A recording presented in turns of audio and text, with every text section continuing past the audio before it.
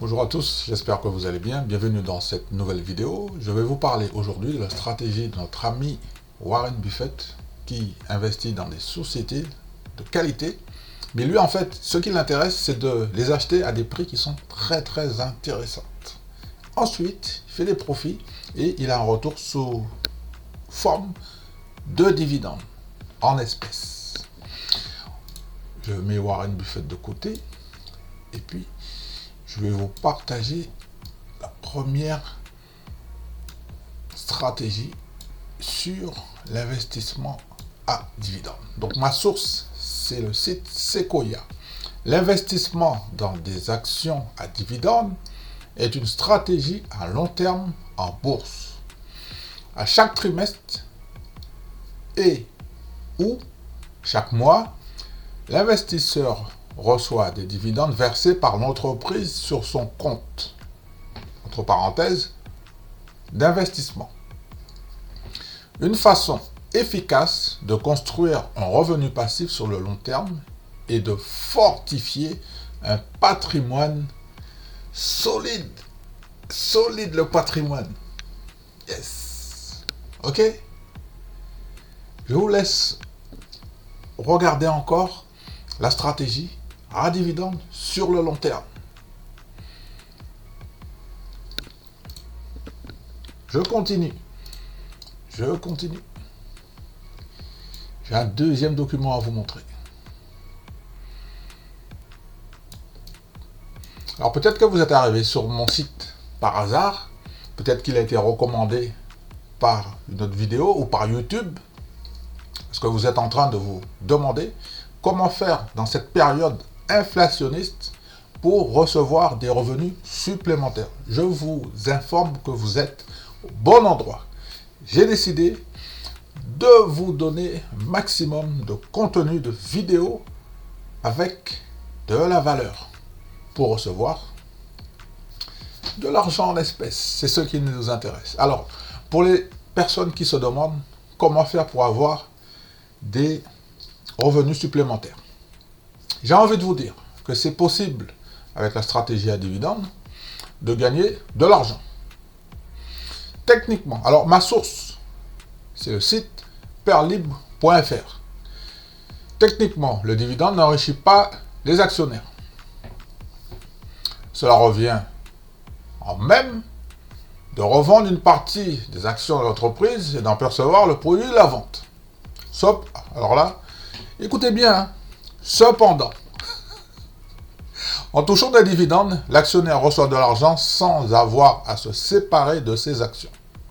Je répète, cependant, en touchant des dividendes, l'actionnaire reçoit de l'argent sans avoir à se séparer de ses actions. 1. Tu achètes une action. 2. Tu n'as pas besoin de la vendre pour recevoir de l'argent parce que le conseil d'administration a décidé, ça a été voté à l'unanimité, de distribuer une partie de ses bénéfices sous forme de dividendes. Est-ce que c'est bon pour vous? Est-ce que c'est bon pour toi? C'est une bonne nouvelle que je vous apporte dans cette période qui est un petit peu nuageuse. Il y a beaucoup de vent contraire. Vous avez bien regardé? Ok. Je supprime le document. On continue. Ne soyez pas faible. Restez jusqu'au bout de cette vidéo. Parce que vous avez des petits cadeaux pour vous là. Ok. On a investi. On n'a pas vendu les actions. On a été payé. Alors maintenant, il y a beaucoup de personnes qui se demandent au niveau des impôts, comment ça se passe? Au niveau de la fiscalité. Alors je vous rappelle, je vous cite ma source Actu Juridique. Dans un premier point, les actions qui payent des dividendes sont soumises par défaut à la flat tax. Ou, eh oui, attendez, ou, donc flat tax 30%, ou le prélèvement forfaitaire unique instauré en 2018. Elle se décompose ainsi. Écoutez bien, hein. Alors en fait, il y a une partie à 12%. Ça, c'est hier, l'impôt sur le revenu, 12,8% pour être précis. Et après, il y a les prélèvements sociaux, 17,20%. Soit un total de 30%. J'ai un petit cadeau pour vous. Parce que là, il y en a qui vont me dire, oui, mais Pedro, ça vaut pas le coup. Bouge pas. Ça vaut pas le coup. Alors, vous allez me dire, oui, mais Pedro, comment faire pour payer un petit peu moins d'impôts sur les dividendes? Pour payer zéro, c'est pas possible. Mais pour en payer moins, c'est possible. Ok? Alors, ma source, c'est le site officiel impôt.gouv.fr. D'accord? Vous pouvez être dispensé du prélèvement forfaitaire obligatoire, non libératoire de 12,8%, acquitté au titre de l'impôt sur le revenu au moment du versement des dividendes si votre revenu fiscal de référence de l'année dernière, ou si vous préférez de l'année précédente, était inférieur à 50 000 euros. Ce qui veut dire, j'ai calculé un petit peu, hein. Donc je prends mon téléphone, tac, ça fait environ, vous voyez là, en gros, si vous gagnez moins de 4 166 euros par mois, vous allez être dispensé de 12,8%. Tant que vous allez être en dessous de ce seuil. Voilà comment je viens de vous démontrer que c'est possible de ne pas payer 30% sur la flat tax. C'est très facile. Alors, n'écoutez pas tout ce qui se dit sur les impôts. Les gens vous disent n'importe quoi. Ils vous disent n'importe quoi. Et comme vous le venez de voir, ma source me vient tout droit de mes amis du site officiel desimpôts.gouv.fr. C'était la minute fiscalité. Sur les dividendes. Eh oui. Alors, pour ceux qui disent, oui, parce que là, comme vous l'avez compris, moi c'est là que je rentre en action. Vous savez, je suis un homme d'action. Je vais vous expliquer mon point de vue. Il y a des gens qui te disent que oui, le dividende n'est pas recevoir des dividendes, c'est pas une stratégie, parce que ça marche pas. Sauf que là, je viens de te démontrer que si tu paies des impôts, c'est que tu reçois des revenus. Dans la partie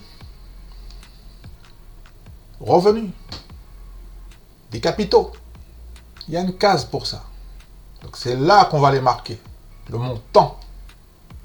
Et ensuite, je viens de te montrer que si tu es salarié, tu gagnes moins de 4 166 euros par mois, tu ne vas pas payer 12,8% d'impôts, de prélèvements sociaux. D'accord? Ça, c'est pour toi, c'est cadeau. En revanche, tu vas payer les 17% sur les prélèvements sociaux. D'accord? Le prélèvement forfaitaire obligatoire, il est dispensé, tant que tu es en dessous de ce seuil. C'est pas belle la vie. Donc ça, c'est pour les gens qui veulent investir dans un CTO, comme moi. D'accord? Je suis content de vous donner bonne nouvelle comme ça. Ça fait une deuxième bonne nouvelle. Ok? Alors maintenant, je vais vous donner un exemple d'investissement. Ok? Pour ceux qui sont très forts, vous avez été forts, je vous propose. Alors je vous rappelle que mes vidéos ne sont pas des conseils en investissement. Ok? Il y a un disclaimer en dessous, en français et en anglais, donc je vous en prie de le lire intégralement. Je prends un exemple. La société PNC, ça c'est le ticker, Financial, fait des profits, le conseil d'administration a décidé, ben oui, hein, on a un ex-dette de donner chaque actionnaire 1,55 $ par action. Pourquoi? Parce que ça a été décidé par le conseil d'administration. Ils ont fait des profits. Et c'est une allocation du capital. Ils ont fait des rachats d'actions, ils ont fait des investissements, et ils ont payé tous leurs fournisseurs, leurs partenaires, les impôts. Il reste de l'argent. Donc, c'est une distribution. OK? Le dividende yield, 4,95%, payout ratio, 41%. Le dividende décroissant depuis plus de 15 ans. En revanche, concernant cette croissance, pour l'année fiscale 2023, le dividende a augmenté. On va switcher. Le dividende a augmenté, je suis sur le site officiel, le dividende a augmenté de 1,50$ à 1,55$, ce qui nous fait une augmentation de 3,33%. OK? Donc je vous montre, 1,55, tac, 50, OK. Donc ce qui nous fait 3,33%. Ça, c'est une petite astuce que j'ai découvert personnellement pour pouvoir calculer. Mais sauf que moi, je remarque qu'il y a eu un plateau là depuis 2022. L'année 2022, le dividende... Ah ben si, il a augmenté. Si, il a augmenté. 50, 4 fois 1,50, ok. Donc on a un dividende croissant. Donc je vous invite à aller sur le site officiel pour faire des vérifications. Ok. Donc je vous retrouve ici, chers amis. Soyez forts, regardez la vidéo jusqu'au bout. Ok. Donc, ex-date, 16 octobre, date de paiement, 5 novembre. Ok, nous sommes dans le secteur de la finance. Pour les gens qui ne connaissent pas PNC, je vous invite à faire des recherches complémentaires. Ça, c'est obligatoire. Ok? C'est obligatoire. Alors, vous allez me dire, oui, mais Pedro, quelles sont les marges? Alors, les marges de financial... Alors, c'est pas il y a 6 ans, 7 ans, non, c'est au 30 juin 2023, ok. Les marges nettes, je parle de marges nettes, sont de 35,65%. Attention, les résultats financiers vont tomber, ou sont tombés, et donc il faut lire qu'est-ce qui s'est passé, ok. Donc là, on a de très belles marges, ça me fait plaisir, ça. Je vous montre... un résumé pour savoir est-ce que c'est cher, est-ce que c'est pas cher. Alors en fait, je vais passer ici, je change de document, d'accord? Non, tac, toi tu vas venir ici, et on va passer ici, ok? Alors, il y a des investisseurs, eux en fait, ils viennent ici, puis ils regardent les graphiques, il faut une analyse graphique. Moi, je vais un petit peu plus loin que ça, d'accord? Ok, je vais aller un petit peu plus loin. Ok, donc là, on a un yield, un YTD sur l'année de moins 25%. Ok. Alors, par rapport à JP Morgan, bon, JP Morgan, lui, il fait plus 9, lui, il fait moins 25. Ok.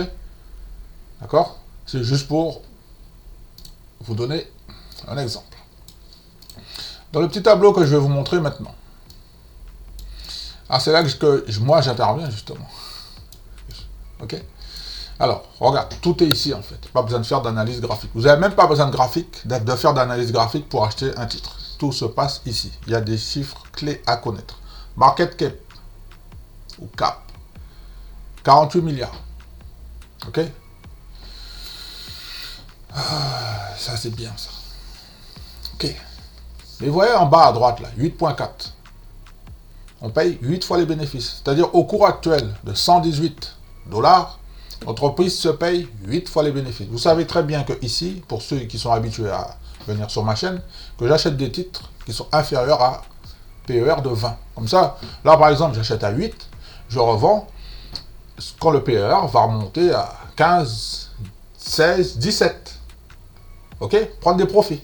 Et tant que ça n'y arrive pas, je renforce ma position. Pourquoi? Parce que le titre, pour moi, il est sous-évalué. Ok? Et bien évidemment, il est judicieux de mettre en portefeuille des titres qui peuvent s'échanger. Ici, moi, je vois, par exemple, on a des volumes de 2,5 millions de volumes journaliers en intraday. Ok? Ça, c'est très intéressant. Ensuite, pour aller plus loin, je vous invite à lire les rapports financiers. Ensuite, sur ce petit tableau, ce qui est très intéressant, c'est le range 52 semaines. on a un point bas. C'est-à-dire, sur 108 $, c'est pas cher. Sur 164 $, ça devient cher. Je préfère... Là, on est à 118. Donc, pour moi, on est dans la zone des 108. 110, 118. On est toujours dans la zone. Est-ce que vous comprenez? Qu'il n'y a pas besoin de faire d'analyse graphique. C'est vous qui fixez le prix d'achat sur le titre que vous voulez acheter. Et je vous invite à regarder le PER. Combien de fois vous payez les bénéfices? Moi, par exemple, LVMH en ce moment, il est à 21. En fait, quand il était à 900 $, 27, moi, ça ne m'intéressait pas. Là, il est à 20, 21, ça ne m'intéresse toujours pas. Est-ce que ça va descendre plus bas? On va voir. Il faut de la patience. Quand tu fais des investissements, il faut beaucoup de patience. Ok? Donc, j'espère que vous avez noté tous les chiffres. D'accord? Alors maintenant, je vais vous proposer un petit récapitulatif. Parce que vous avez été fort. Parce que quand je vous dis qu'il faut être fort pour regarder les vidéos jusqu'au bout. Alors, je vais vous dire, en résumé, ce qu'il faut retenir de cette vidéo. 1. La stratégie des actions à dividendes donne des revenus complémentaires. 2. Durant les crises, les meilleures sociétés continuent de payer des dividendes. Entre parenthèses, croissants. 2 exemples, sur les États-Unis, Coca-Cola, sur la France, Total Énergie. Ce sont des sociétés qui ont traversé toutes les crises. Toutes les crises. Subprime, crise immobilière, Covid, les krachs boursiers, l'inflation, hausse des taux, baisse des taux, ça a tout survécu. C'est du solide. Ok? Troisièmement, vous avez reçu des dividendes et il y a la 8e merveille du monde, c'est-à-dire les intérêts composés. Troisièmement, le réinvestissement des dividendes, c'est un levier en fait, c'est un levier illimité sur le long terme. Bonus, parce que vous avez été très fort, vous êtes resté jusqu'ici, cette vidéo, je vous donne un petit bonus. Le dividende est une source de revenus pour avoir sa liberté financière. Je répète, le dividende est une source de revenus. Je vous ai montré que quand on gagne des dividendes, c'est une source de revenus. Alors, ne croyez pas les gens qui vous disent qu'il n'y a pas de stratégie, on ne gagne pas d'argent avec les dividendes. Ce n'est pas vrai, c'est faux. Je viens de vous montrer, de vous démontrer au début de ma vidéo, en introduction. Là, nous sommes au terme de cette vidéo, à la conclusion. Et vous avez vu que je vous ai mis 4 lignes vertes. Donc 3 plus un bonus. Excusez-moi. Premièrement, je vous ai donné un exemple avec PNC. Vous achetez l'action. 2. Vous n'avez pas besoin de vendre vos titres pour gagner de l'argent. Non. Le conseil d'administration va vous donner de l'argent parce que ça va être voté. C'est déjà voté. Vous allez recevoir des paiements en espèces. Alors, il y a certains brokers qui, par défaut, mettent le paiement en espèces, mais si vous préférez recevoir les titres sous forme d'action, il faut juste l'indiquer au broker. S'il vous plaît, monsieur le broker, vous envoyez un email. Oui, s'il vous plaît, monsieur le broker, pour le prochain paiement des dividendes de la société, par exemple Coca-Cola, je préfère recevoir le pourcentage en action. Pas de souci, je transmets. D'accord. Personnellement, je préfère recevoir de l'espèce, de l'argent. Troisième point, troisième ligne verte, je recommence le processus de la première ligne verte. C'est-à-dire, comme j'ai reçu des dividendes, au lieu de le gaspiller, je vais utiliser le levier. C'est-à-dire que je vais acheter soit des titres chez Total Energy ou soit chez Coca-Cola, ou tout simplement ouvrir une nouvelle position. D'accord? Parce que j'ai pour objectif d'avoir une certaine liberté financière. Donc je résume. Acheter une action, recevoir des dividendes, parce qu'on n'a pas besoin de vendre l'action, parce que c'est voté par le conseil d'administration. C'est la politique d'allocation du capital. C'est comme ça. C'est comme ça que ça fonctionne. Sur les actions à dividendes. Il y a des actions qui ne paient pas des dividendes. Google, Amazon, Netflix, ça ne paie pas de dividendes. Ils ont une autre politique d'allocation du capital. Par exemple, ils font du rachat d'actions. Okay. En revanche, Coca-Cola, rachat d'actions plus distribution de dividendes. Ok. Et je peux vous garantir qu'à un moment donné, vous allez vous enrichir. Dites-moi ce que vous pensez de cette petite vidéo. Dites-moi si vous avez en portefeuille des actions de Coca-Cola. Dites-moi, est-ce que vous avez envie de construire sur le long terme une rente passive? Dites-moi, est-ce que vous avez déjà commencé? Dites-moi à quel niveau vous êtes. Ok. Alors, je vous rappelle que dans la partie sondage, communauté, il y a des sondages. Ok. Donc là, sur ma vidéo précédente, la gestion du budget, c'est une nouvelle vidéo qui peut vous aider. La vidéo est en train de cartonner. C'est une vidéo qui, je pense pour moi, peut vous aider à avoir un regard différent sur la gestion du budget. En 3 étapes. C'est très très facile. Je vous invite à regarder cette vidéo. Nous arrivons au terme de cette vidéo. Donc je vais mettre mon petit jingle de sortie. Portez-vous bien. Faites attention sur les marchés financiers. Prenez soin de vous. Et je vous dis à très bientôt pour une prochaine vidéo.